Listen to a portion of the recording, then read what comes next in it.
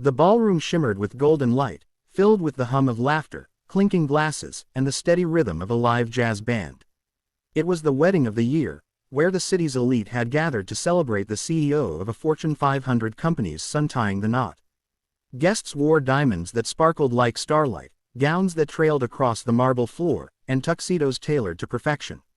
But in the midst of the glittering crowd, sat a girl in a wheelchair, silent and almost invisible. Her name was Emily, 16 years old, delicate, with dark hair pinned neatly to the side, and eyes that carried more depth than her years. Paralyzed from the waist down since a car accident 2 years earlier, she had become accustomed to being overlooked. Tonight was no different. While everyone danced, toasted, and mingled, she sat tucked near the corner of the grand hall, alone. Her father, the CEO, had tried to include her, but as the night wore on, he was swept away by conversations, speeches, and handshakes with powerful friends. Emily's smile faded as she watched couples glide across the dance floor. No one asked her, no one even noticed her. Except one man. David was not like the others. A single dad in his late 30s, dressed in a modest suit that had been pressed with care. He wasn't part of the elite guest list but had been invited as a distant cousin's +1. He stood at the edge of the crowd, watching his own daughter, 9-year-old Lily, twirl around with joy. Unlike the others, David's eyes drifted toward the corner, where Emily sat, quiet and forgotten. He saw her tapping her fingers lightly to the rhythm of the music, her gaze fixed on the dancers. David's chest tightened. He knew that look, the longing to belong. Without hesitation, he walked toward her. "Hey," he said softly, crouching slightly so he wasn't towering above her. "I noticed you keeping time with the music. You've got rhythm." Emily blinked, surprised. No one had spoken to her all evening besides a polite waiter. I just like the song," she murmured. David smiled. "It's one of my favorites too.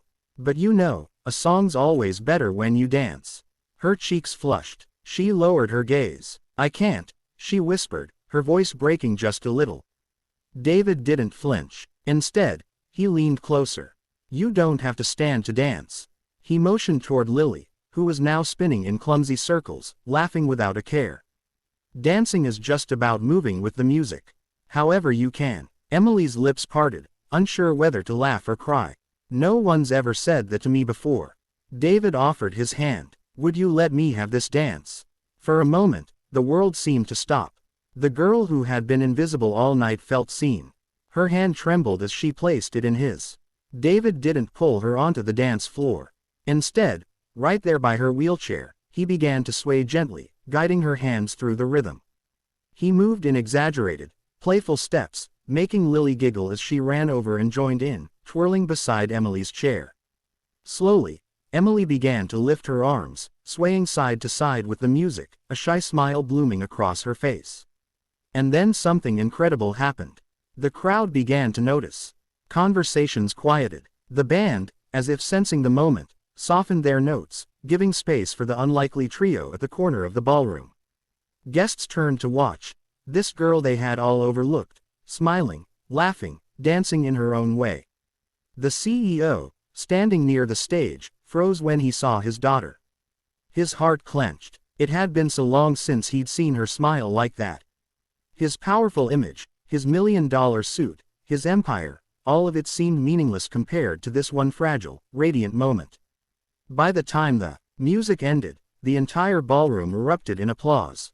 Emily's cheeks glistened with tears, but they weren't from sadness. They were from finally being seen.